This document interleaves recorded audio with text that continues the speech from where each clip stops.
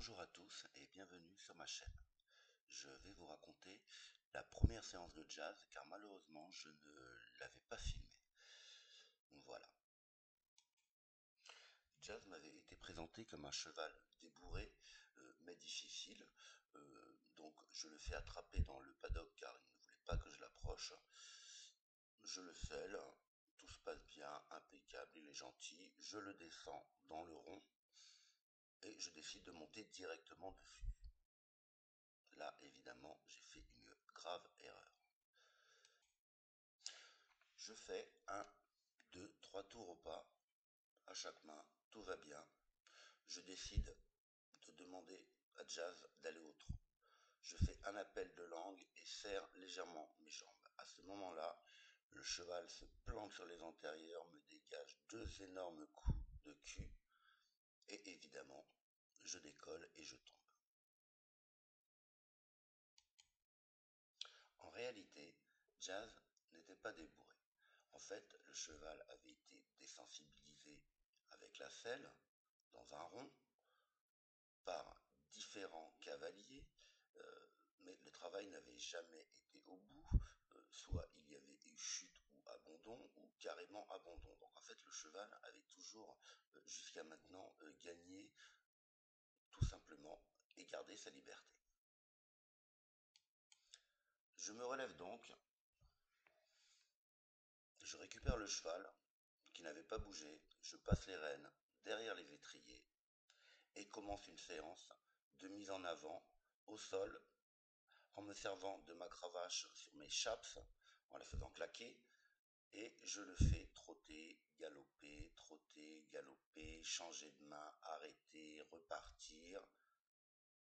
Je le mets aux ordres et surtout je le mets en avant en utilisant ma voix. Dans cette séance, je vais utiliser ma voix pour intimider Jazz, pour le mettre en avant. Hein. Ma voix, elle va claquer comme un fouet, elle va rouler aussi pour le calmer, pour le ralentir, mais ma voix, il doit y répondre. C'est très important qu'elle ait le dessus. Et grâce à ça, on n'aura aucune violence sur le cheval. On ne va pas le taper, on ne va pas se servir de la cravache, rien du tout. Juste la voix qui claque et qui l'intimide, ça va suffire à le mobiliser et à maintenir le mouvement en avant. Sachant à quel cheval j'avais affaire maintenant, je m'attache particulièrement à le faire trotter, partir au galop, revenir au trot, repartir au galop, revenir au trot. Je lui fais faire à chaque main 5, 6, 7 fois jusqu'à temps que ce soit automatique. Quand je dis galop, il galope et quand je dis au trot, il repasse au trot. Voilà, donc ça va durer à peu près une vingtaine de minutes au sol jusqu'à ce que j'obtienne résultat.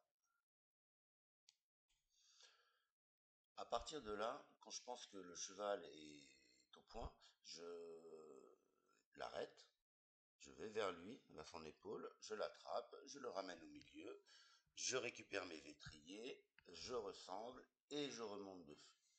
Cette fois, je me prépare bien, on repart au pas, j'utilise énormément ma voix comme j'ai fait au sol, je fais du trot, je le mets en avant, en me servant de ma voix.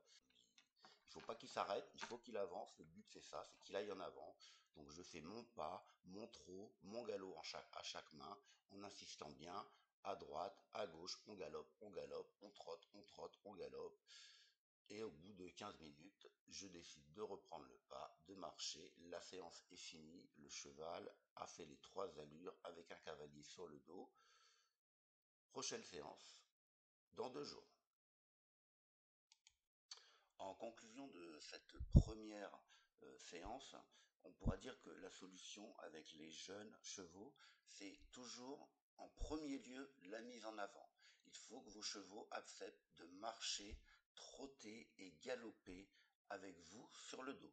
Voilà, c'est vraiment ça le but du début du jeune cheval. Tant que ça, c'est pas accepté, pas trop galop et les transitions, bien évidemment, dans les allures, mais ça on le demandera un petit peu plus tard.